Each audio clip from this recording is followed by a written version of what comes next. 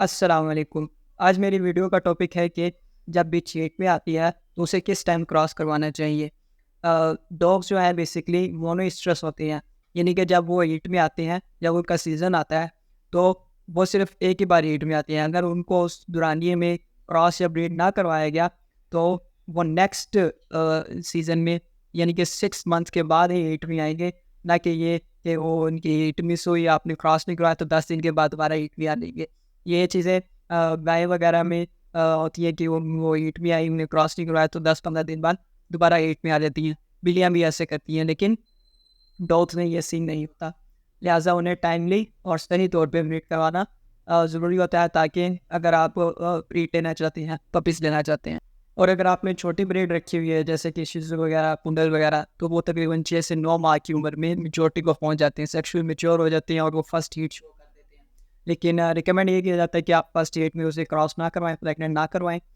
Next season में जब वो दोबारा हीट में आए तब प्रेग्नेंट करवाएँ, इससे अच्छा लिटर साइज़ आपको मिलता है। और अगर आपने लार्ज ब्रीड्स रखी हुई है जैसे कि जर्मन शेफर्ड हो गया, गोल्डन रिट्रीवर हो गया, तो वो तकरीबन 12 से 18 माह में हीट शो करती है। ये तकरीबन 2 साल तक मतलब कि वो सेक्सुअली मैच्योर होती है। और बिच जब एक दफ़ा हीट में आ गई तो वो नेक्स्ट जो है 6 माह के बाद दोबारा हीट में आएगी। तो 2 साल में बिच 3 दफ़ा हीट में आती है। 3 दफ़ा आप उसके साथ उसे क्रॉस करवा सकते हैं, मेट करवा सकते हैं। डॉग्स का कोई स्पेसिफिक ब्रीडिंग सीज़न नहीं होता या ब्रीडिंग मंथ्स नहीं होते कि ये जुलाई, जून, अगस्त ऐसे किसी इन्हीं मंथ में ये हीट में आएगी। वो ईयर के किसी भी मंथ में जो है अपनी ओवेरियन एक्टिविटी के मुताबिक हीट में आ सकती है। कुछ एक्सेप्शन हैं जिसमें स्लेट डॉग्स आ जाते हैं और पिसेजीज आ जाती हैं। ये जो है बेसिकली स्प्रिंग सीज़न में हर दफ़ा साल में एक ही दफ़ा हीट में आती है, वो स्प्रिंग सीज़न होता है। बाकी मोस्टली डॉग्स जो हैं वो साल के किसी भी टाइम पे हीट में आ सकते। अगर क्लाइंट हमारे पास आए है कि जो हमने पीछे रखी हुई है और जिस जगह पे रखी हुई है वहाँ पे ब्लड स्पॉट्स मिल रहे हैं, खून के कतरे गिरे हुए हैं, और जो है इसके वजाइना से भी ब्लड आ रहा है, और इसके अलावा इसने बिहेवियरल जो है कुछ साइंस शो करना स्टार्ट कर दिए हैं, जैसे कि मेल की तरफ ज़्यादा अट्रैक्ट होती है, अर्थिंग करती है, लीकिंग कर रही है। तो ये साइन एंड सारे सिम्टम्स जो है ये प्रो स्ट्रेस की तरफ जो है इशारा करते हैं। तो जब हमारे पास क्लाइंट ऐसे आते कहते हैं जी कि 2 दिन से इस तरह ब्लीड कर रही है, तो हम उसे कहते हैं कि 3 से 4 दिन के बाद कम से कम इसका प्रोजेस्टेरोन का टेस्ट करवाएँ, पीजी का टेस्ट करवाएँ, ब्लड में देखा जाएगा और उसके बाद फिर उस हिसाब से इसे डेज़ बताए जाते हैं कि इन दिनों में आप क्रॉस करवाने या ब्रीड करवाने। लेकिन जब ब्लीडिंग हो रही होती है, जब प्रो स्ट्रेस चल रहा होता है, ये खून के कतरे गिर रहे होते हैं, ये दौरान ये तकरीबन 9 दिन चलता है। इस दौरान ब्रीड या क्रॉस नहीं करवाया जाता और इस दौरान जो है बेशक बीच जो है वो साइंस शो करती है, बिहेवियरल साइंस शो करती है, मेल की तरफ अट्रैक्ट होती है, लेकिन वो उसे माउंट नहीं करने देती, मतलब कि उसे क्रॉस या मेट नहीं करने देती। अगर मेल उस पर स्टैंड करता है क्रॉस करने के लिए तो वो मूव कर जाती है, हिल जाती है और उसे क्रॉस नहीं करने देती। ये ब्लड स्पॉटिंग तकरीबन 9 दिन होती है।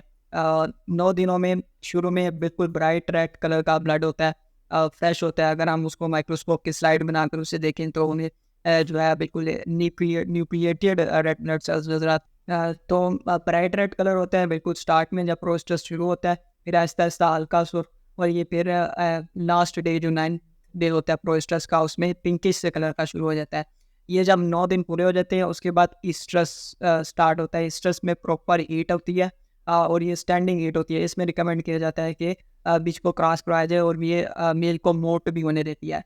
लेकिन ईस्टर्स के बिल्कुल स्टार्ट में ये क्रॉस नहीं करवाया जाता। ईस्टर्स के पहले 2 दिन में वो बिच जो है अपना उसका जो अंडा होता है वो निकलता है, ओवुलेशन जिसे कहते हैं ओवुलेशन होती है, और उसको 2 दिन के बाद वो अंडा मैच्योर होता है, फर्टिलाइजेबल बनता है। तो जब वो मैच्योर हो जाता है इस दौरानिए में जो है क्रॉस या ब्रीड करवाया जाता है, क्योंकि स्पर्म्स को भी ओवम तक, एग तक, अंडे तक पहुंचने के लिए जो है टाइम लगता है, तकरीबन 12 से 24 घंटे लगते हैं। तो रिकमेंड ये किया जाता है कि 9 दिन प्रोस्ट्रस की हो गई ब्लीडिंग है जिसमें खून आ रहा है, 2 दिन ईस्ट्रस के जब अंडा निकल गया 11 दिन, और 2 दिन मजीद फर्टिलाइजेबल होने के तकरीबन 13 दिन मान के। तो रिकमेंड ये किया जाता है कि 13वें दिन जो है आप इसे क्रॉस करवाएं, 13वें-14वें दिन क्रॉस करवाएं।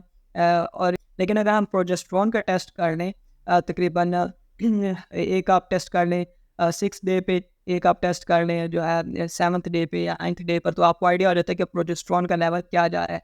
तो ये फिर नैरो हो जाती है वो रेंज कि आप बता सकते हैं कि ये स्पेसिफिकली वो स्टैंडिंग हीट का दिन है, तो फिर आप उस दिन ही आप एक दफ़ा भी क्रॉस करवा लें तो प्रेगनेंट होने के चांसेस होते हैं।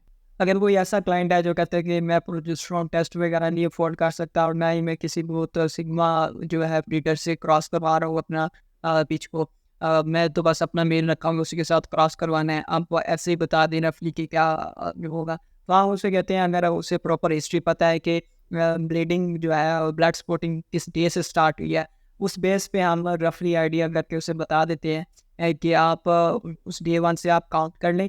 आप एक दफ़ा डे 9 पे क्रॉस करवा लें, एक दफ़ा डे 11 पे क्रॉस करवा लें और एक दफ़ा डे 13 पे क्रॉस करवा लें।